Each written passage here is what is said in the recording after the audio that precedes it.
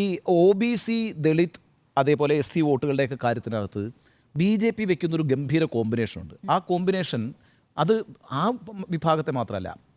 ഇപ്പോൾ രാജസ്ഥാനിലെ ബ്രാഹ്മണനെയല്ലേ മുഖ്യമന്ത്രിയാക്കിയത്, മധ്യപ്രദേശിൽ OBCയെ മുഖ്യമന്ത്രിയാക്കുന്നു, ദ്രൗപദി മുർമു ഒരു ഗോത്രവർഗ്ഗക്കാരി ഇന്ത്യയുടെ പ്രസിഡൻ്റ് ആകുന്നു, പ്രധാനമന്ത്രി ഹിംസെൽഫ് OBC ആണെന്ന് പറയുന്നു. അപ്പോൾ ഈ രീതിയിലുള്ളൊരു വലിയ കാസ്റ്റ് കോമ്പിനേഷൻ അവിടെ വർക്ക് ചെയ്യുന്നുണ്ട്. അപ്പോൾ ഒരു ദളിത് മുഖം എന്നുള്ള നിലയ്ക്ക് ഒറ്റ കാര്യമേ അവർക്ക് ഗുണകരമായി വരുള്ളൂ, ഡൈനാസ്റ്റിക് അല്ല എന്ന് പറയാം. അതായത് മല്ലികാർജ്ജുൻ ഖാർഗെ വന്ന ഈ ഡൈനാസ്റ്റി റൂൾ ഇനി പറയാൻ പറ്റത്തില്ല BJPക്ക്.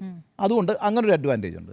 പിന്നെ SCയുടെ കാര്യത്തിൽ നേരത്തെ നികേഷ് പറഞ്ഞതിനകത്ത് SC വോട്ട്സിനകത്ത് ആകെ 543 അംഗ ലോക്സഭയിൽ 84 സീറ്റുകളാണ് SC സീറ്റുകൾ, സംവരണ സീറ്റുകൾ SCക്കുള്ളത്. അതിൽ 46 സീറ്റ് BJPയുടെ കയ്യിലാണ്. കോൺഗ്രസിന് എത്ര സീറ്റാണെന്നറിയോ? 6 സീറ്റ്.